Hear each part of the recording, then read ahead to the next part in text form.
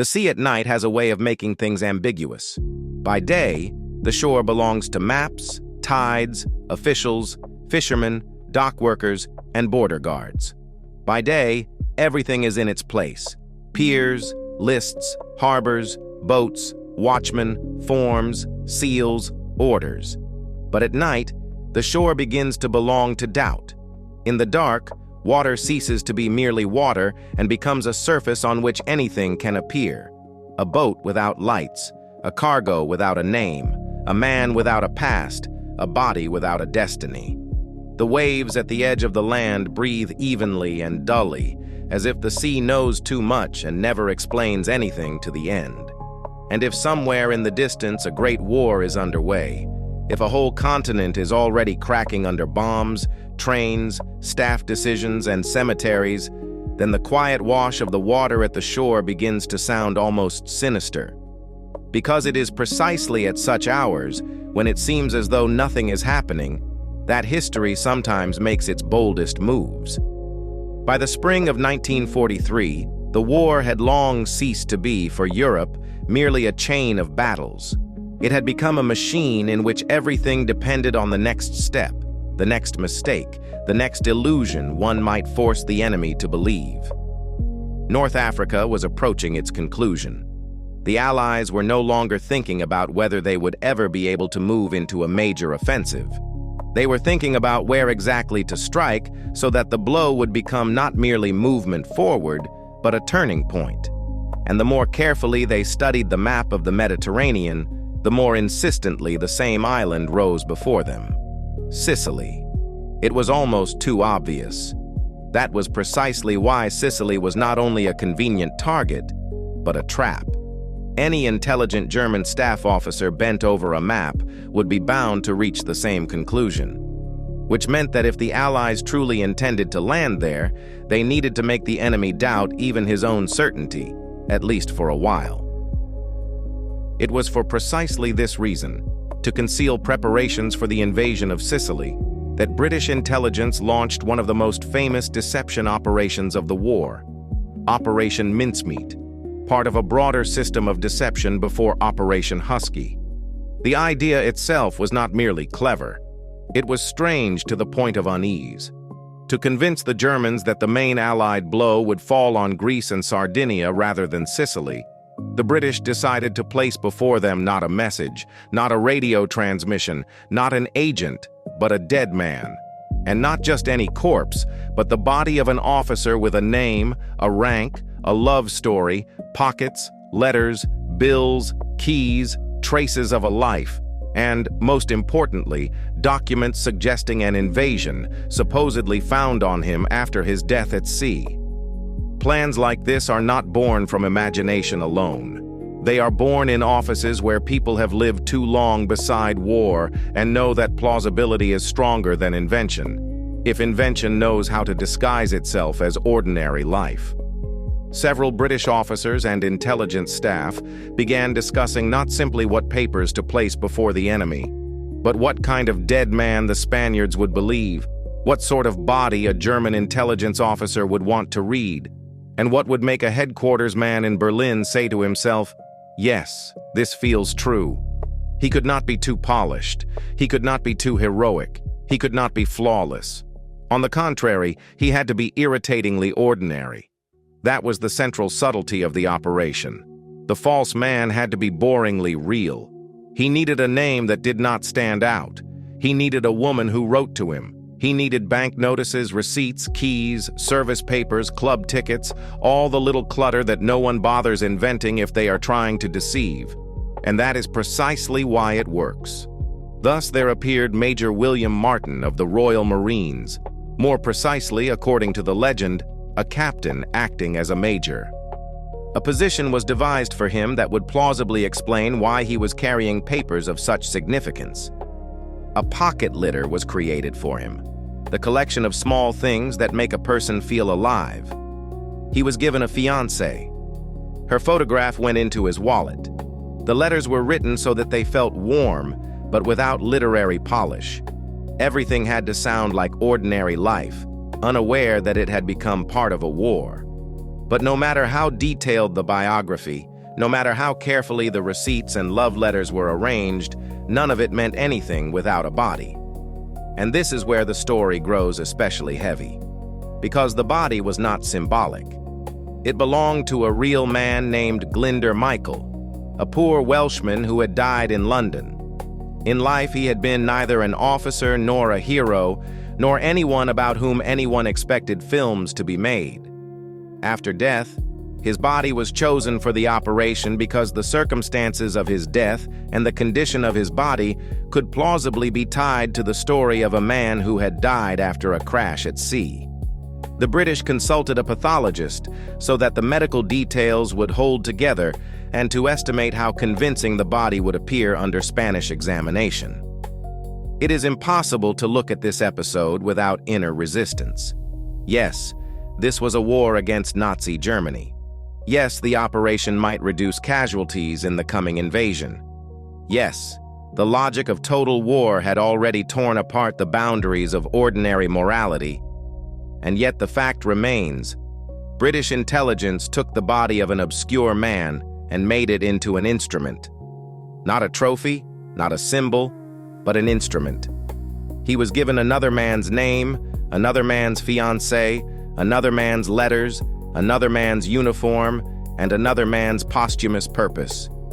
Perhaps that is exactly what makes the story so powerful. There is no comfortable purity in it. One can admire it, and at the same time feel the cold at its center. Meanwhile, the preparations went on. The body had to be preserved. It was placed in a container with dry ice, which sublimated into carbon dioxide, displacing oxygen and helping preserve the corpse without conventional refrigeration. Everything was done in secrecy. The container was transported to Scotland and then loaded aboard the submarine HMS Seraph. Commander Bill Jewell was told the truth. Most of the crew were not. They were told that the container held secret equipment. The submarine sailed on April 19, 1943, making for the Spanish coast. Try to imagine that voyage not as a historical note, but as the air inside the boat itself. A steel hull, cramped space, other men's footsteps, the constant mechanical tremor, the salt-weary fatigue of sailors who had long ceased to expect anything beautiful from war. And somewhere among them lay a man who did not exist, yet whose invented life had already become more important than some real lives. This is that special density of war that is hard to explain to anyone who sees it only through maps and dates. Sometimes war is not a front line, but a closed metal volume in which a few initiated men know that they are carrying not a weapon, but a dead lie on which thousands of living men may depend. When HMS Seraph approached the coast of Spain, the moment arrived when an abstract plan becomes an action. The body was prepared for the last time. It wore a uniform. A briefcase was attached to it. In its pockets lay the whole fabricated everyday life. Psalm 39 was read on deck. Then the body was released into the water near Huelva. It was at once a funerary gesture and the start of an intelligence trap. The sea was to finish the part of the work that men could only begin. On the morning of April 30th, 1943, the body was indeed found. A local fisherman discovered it. From there, the chain moved exactly as the operation had been designed to make it move. The Spanish authorities took charge of the corpse and the papers. British Vice Consul Francis Hazelden was officially informed. A series of prearranged messages began between Hazelden and naval attaché Alan Hilgarth, and the British knew the Germans would likely read or learn of them. The tone of those messages was calibrated with extraordinary care, anxious enough to signal that the papers mattered, but not so frantic as to make the whole thing look staged.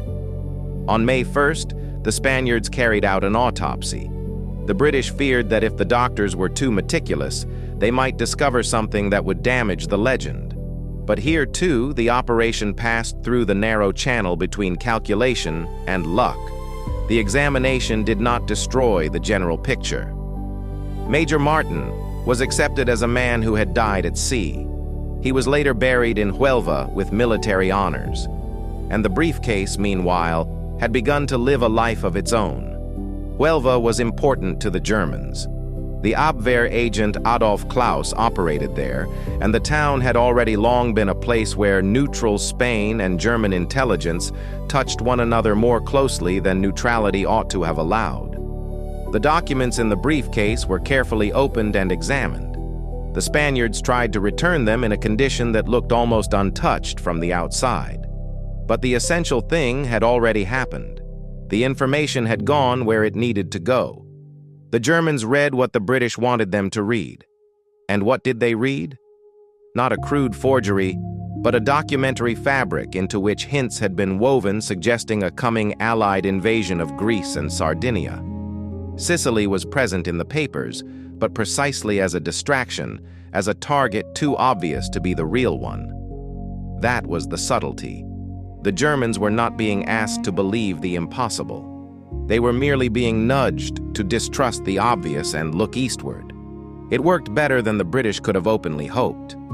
Later, ultra intercepts showed that the German side took the find seriously. In Berlin, the documents influenced thinking about the next Allied blow. Hitler and those around him sharpened their concern about Greece and other areas of the Mediterranean. Forces, attention, and fear began to be redistributed, not because Sicily vanished from their minds, but because it no longer occupied the whole of them.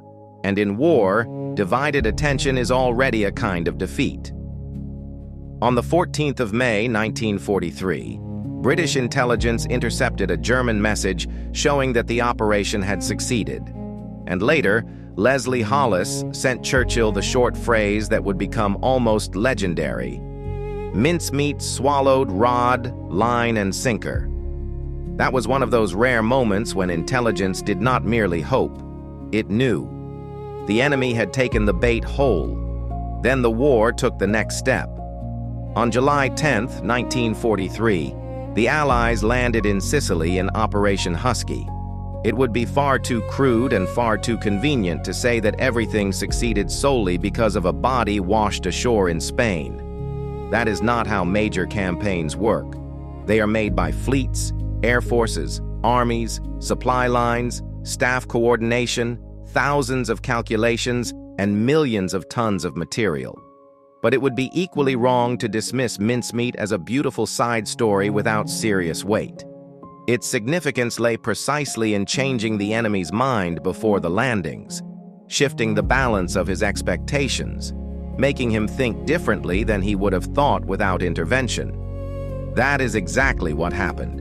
From this point on, Operation Mincemeat began to turn into legend. But what is most interesting about it is that its legendary quality was not born of frontline daring, not of an assault, not of a storming attack. It was born of a precise knowledge of human nature. The British understood something that many people underestimate even in peacetime. People do not believe in perfect truth. They believe in truth with a little trash around it. If a man carries only important documents, he seems invented. If he has a fiancée, an overdue bill, a few careless letters, a random receipt, and a photograph of someone who loves him a little imperfectly, he becomes real. The operation worked because Major Martin was not an ideal officer, but a man with the annoying density of ordinary life. He was built not only from documents, but from routine, not only from military purpose, but from a hint of personal life, not only from a briefcase, but from a person carrying that briefcase among other trivial things. That is what gives the story such strength for a long narrative. It does not offer simple admiration. It offers no comfortable emotion. On the one hand, it contains brilliant intelligence work, an almost artistic sense of proportion, a finely tuned deception that played its part in a great war. On the other hand, at its center stands a poor and nearly forgotten man who, after death, became someone else's invented life. Glyndwr Michael did not choose who he would become after death.